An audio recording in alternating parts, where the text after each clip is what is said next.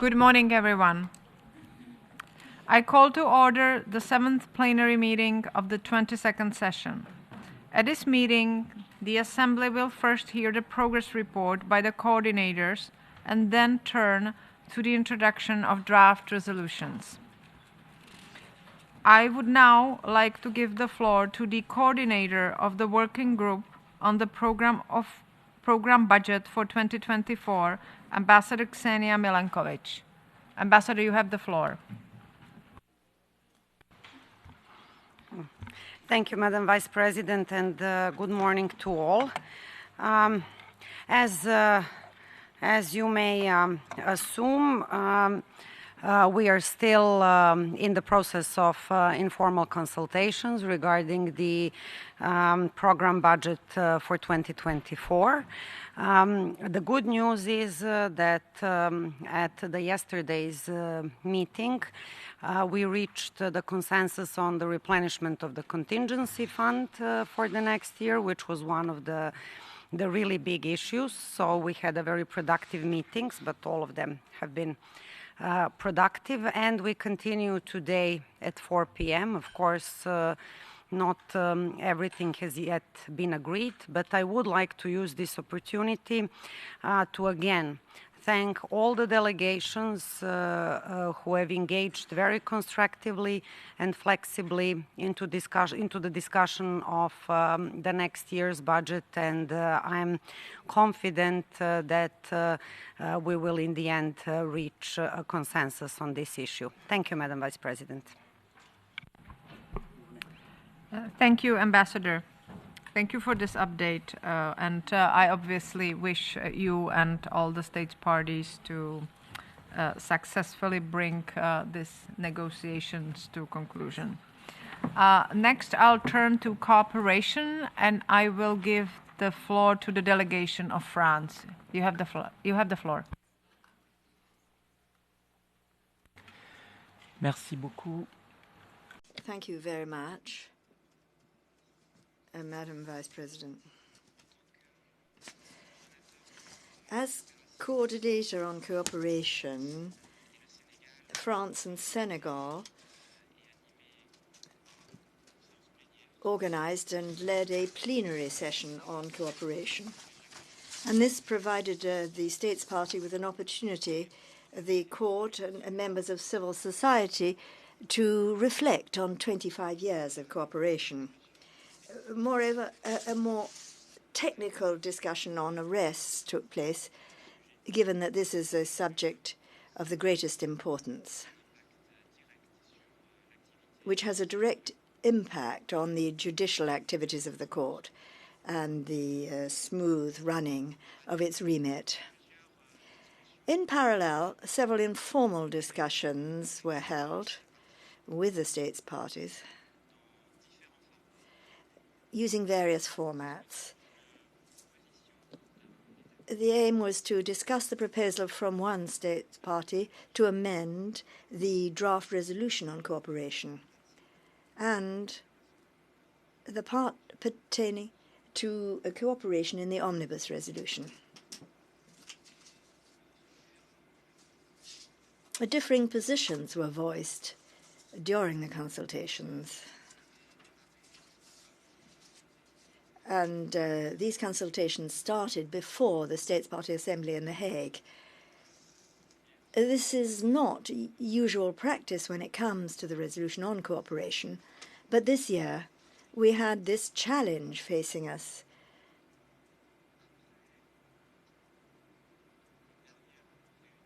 After a last informal meeting yesterday evening, when everybody was able to express their respective positions, I had a restricted group meeting with the main state involved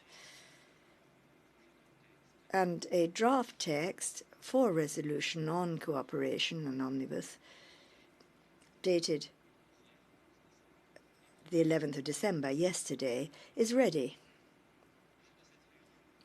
During the course of this meeting yesterday evening, it was pointed out that we would be referring to a meeting today in order to take stock of where the discussions had arrived. However, after this small group meeting with the concerned state, it appeared to the facilitator that we were in a position where a compromise that would be acceptable to each of the states party was possible. The initial proposal was largely withdrawn, and we just have agreed language remaining, with references that don't ask any questions about Chapter 9, which is the chapter of reference in the Rome Statute on Cooperation. Standards or provisions were reached, retaining language proposed by the states parties, supporting the ICC with new language this year because of the particular nature of the challenges facing the court, particularly security, including the security of officers and agents once they are no longer in office at the ICC. The steps here have also been agreed by each of the states parties, and these are major strides forward. This is why, because of our shortage of time, if we are to make progress on the resolutions, it appeared to us to be more useful to distribute under the silence procedure this compromise text, which has already been distributed informally to many states party, perhaps not all, but very many. And we trust that this time we shall manage to come up with an agreed text by the end of the day. This is why, in the next session, we shall not be in a position to introduce the draft resolution on cooperation this morning. Thank you. Thank you very much. Thank you very much for the hard work you are doing on this file. I am hopeful that the text will go through, and I encourage everyone to look at it in the spirit of compromise, because I know that obviously concessions were made by many, and this is probably the best what we can have at this moment. But thank you very much for updating us on the file. I now give the floor to the coordinator on the composition of the Committee on Budget and Finance, Ms. Shahanara Monica. You have the floor, ma'am.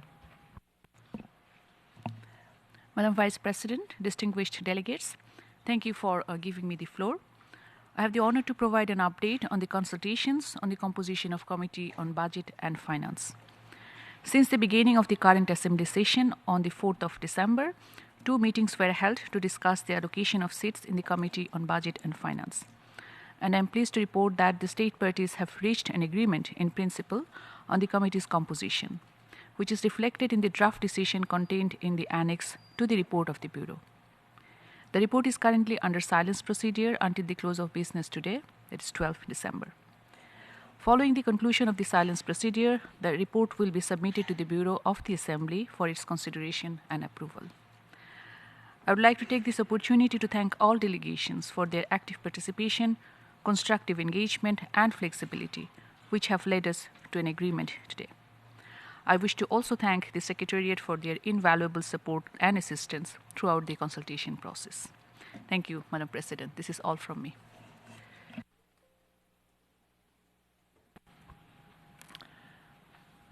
Thank you very much for your work on the file and your report as well. Now I give the floor to the State Party representative on the review mechanism, Ambassador Paul Wanden Eisel. Ambassador, you have the floor. Thank you very much, Madam President. My voice is a bit cranky, but I hope you can hear me. This is what New York does. But I'll try to give you an update on the work of the review mechanism during the 22nd session of the Assembly. First of all, I wish to recall that following the conclusions of our work program in November, we have submitted a report of the review mechanism pursuant to the resolution of last year, ICC ASP21 Res 4, and the report was issued as an ASP document, ICC ASP/2211. During this 22nd session, we have held 2 rounds of informal consultations. On the 8th of December, we had a first reading of the draft resolution on the review of the International Criminal Court and the Rome Statute system. The resolution had a placeholder for the future of the review mechanism. States indicated their views on how they saw the review mechanism in the future. Some states expressed a clear favor for the mechanism to continue its work in order to oversee the implementation of IAR recommendations that have been positively assessed or assessed positively with modifications. Others were of the view that the issues could be carried out by the relevant mandate holders, but all in all, there was a lot of flexibility expressed by many delegations. Yesterday, we held another round of informal consultations to consider the draft resolution titled Draft Resolution of the Assembly of States Parties regarding the implementation of the 10-year policy. Different views were expressed regarding the date of implementation of the 10-year policy.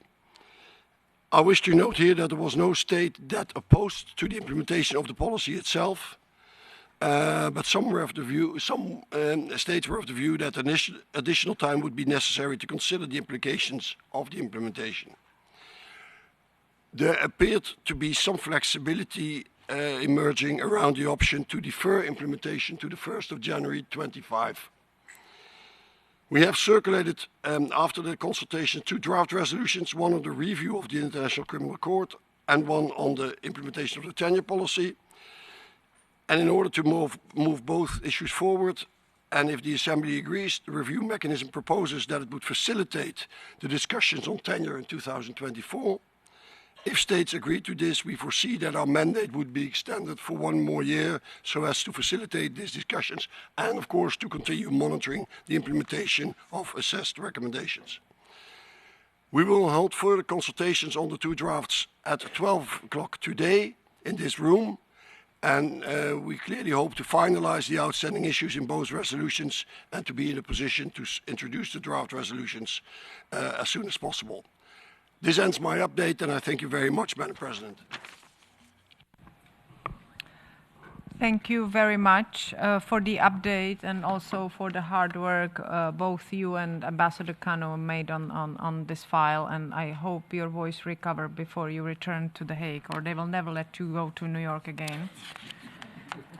We will now proceed to the introduction of draft resolutions. First, I give the floor to Her Excellency Ms. Alicia Buenrostro Macié, Deputy Permanent Representative of Mexico to the UN, on behalf of Ambassador Juan Manuel Gomez Robledo, Chair of the Working Group on Amendments, to introduce the draft resolution on amendments to the Rules of Procedure and Evidence contained in document ICC ASP/22/L3 and the draft resolution on the amendment to Article 39 of the Rome Statute contained in document ICC ASP/22/L4.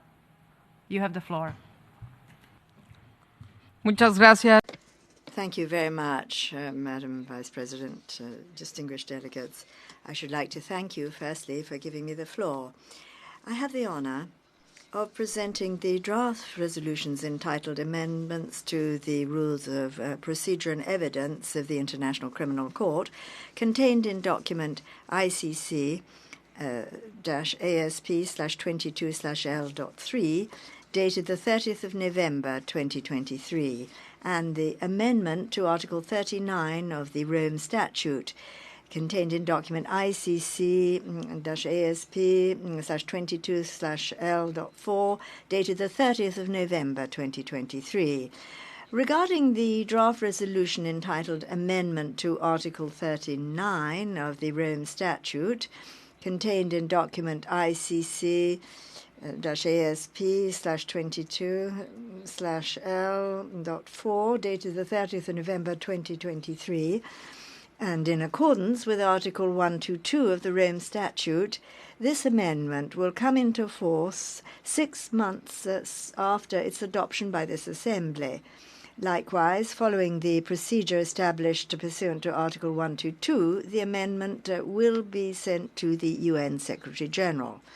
The draft resolutions reflect the outcome of the discussions which have been held this year in the study group on governance and the working group on amendments, and the resolutions were approved by the working group by means of the silence procedure on the 30th of November this year. It is appropriate to recall that the Amendment 239 of the statutes and the new Rule 140 ter are in fulfillment of Recommendation 214 of the Independent Expert Review related to the continuance of proceedings. Looking at the informal consultations held, I am satisfied that there is consensus supporting these resolutions. Therefore, I am putting these resolutions to the Assembly. I should like to express my thanks to all delegations for their active and constructive contributions, and to the study group on governance for their fruitful cooperation.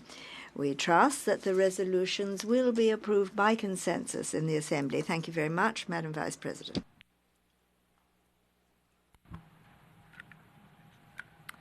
I thank you for introducing the draft resolutions contained in documents ICC-ASP/22/L3 and L4, respectively. I will now give the floor to the coordinator of the omnibus resolution, Ms. Alexandra Hutchinson, to introduce the draft resolution contained in document ICC-ASP22/L10. Ma'am, you have the floor.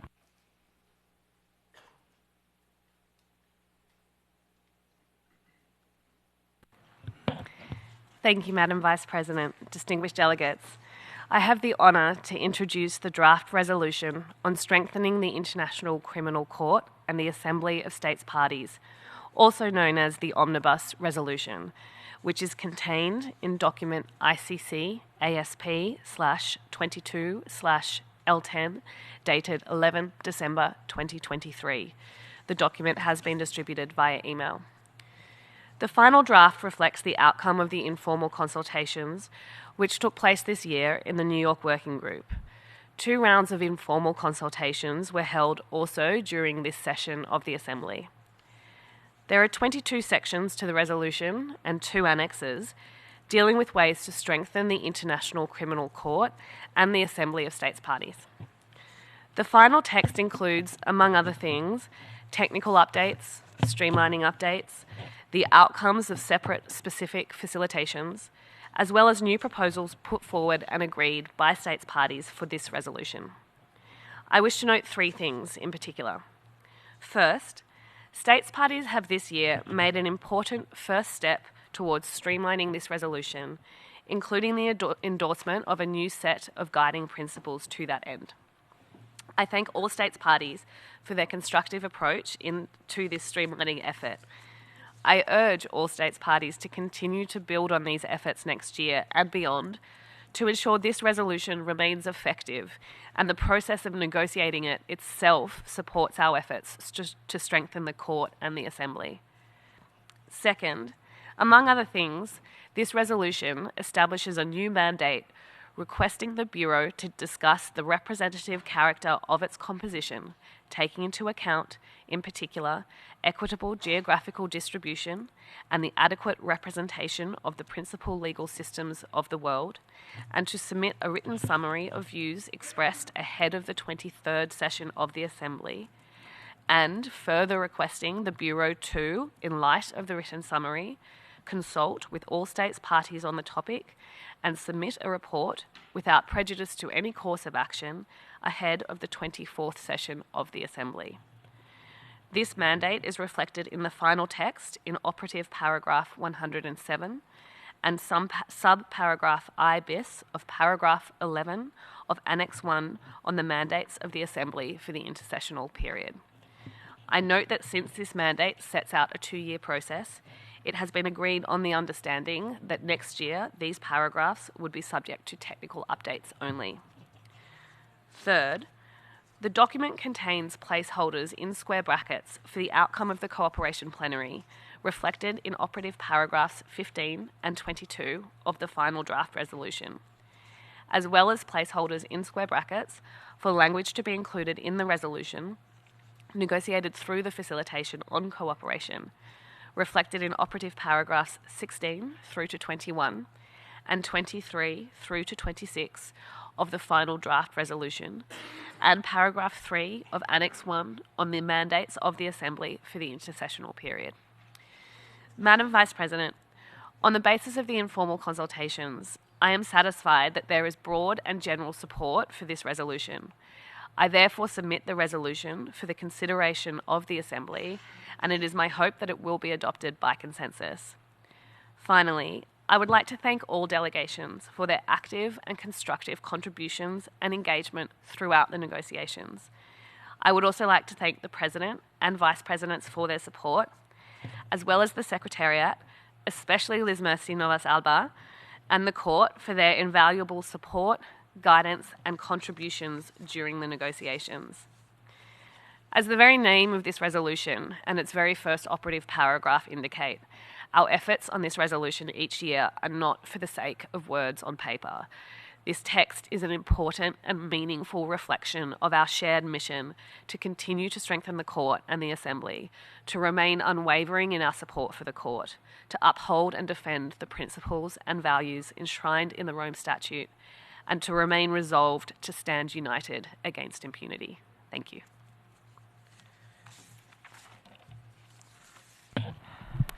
Thank you very much for your report, for your update, and obviously very much for your hard work on this resolution and the file throughout the year, and obviously to all of you who still work on the resolutions, particularly on budget. I wish all the best luck and just successful conclusion to your work. It's very important. We have by now heard the introduction of some of the draft resolutions to be adopted at the session, but obviously, as I said, there are still some under negotiations. With this, we have concluded our business for this plenary today. We shall reconvene tomorrow morning for our plenary meeting dedicated to the review mechanism. Informal consultations on the review mechanism will be held from today from 12 to 1 in this conference room. And this afternoon, there will be informal consultations on the budget from 4 to 6, also at this conference room. With that, I thank you for your presence this morning. The meeting is adjourned.